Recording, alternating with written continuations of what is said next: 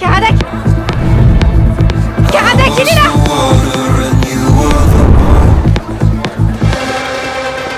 Eh, bougez plus! Enlevez votre masque.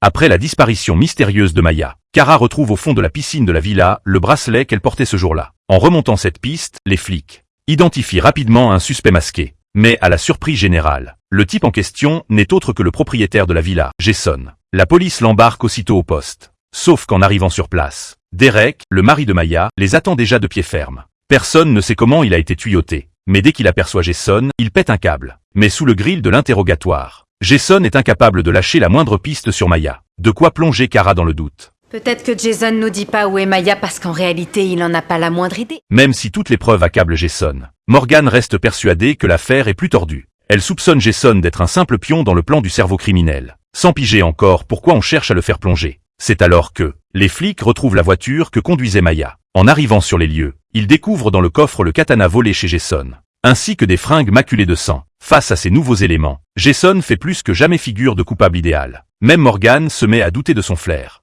Kara lui suggère d'aller faire une pause. Mais juste avant de filer, un détail de procédure tique dans l'esprit de Morgan. C'est normal qu'on l'ait appelé pour le prévenir qu'on ramenait un suspect au poste? Non, on prévient jamais les familles des victimes des progrès d'une enquête en cours, c'est la procédure. Comment il a su qu'on ramenait un suspect alors? Il nous attendait devant l'entrée quand on est arrivé avec Jason. Si c'est pas nous qui avons dit à Derek qu'on soupçonnait Jason du meurtre, alors qui lui a dit? C'est là qu'elle réalise enfin qu'elle a foncé tête baissée dans un piège tendu depuis le début. Le tireur de ficelle n'a pas seulement manipulé le mari et Jason, il a fait danser tout le lap à sa baguette. Un détail lui revient, le tout premier mail reçu. En apparence, une vulgaire pub pour un serrurier. Mais en réalité, un indice sciemment laissé par le maître du jeu. Le tueur avait déjà fait un double des clés de Jason.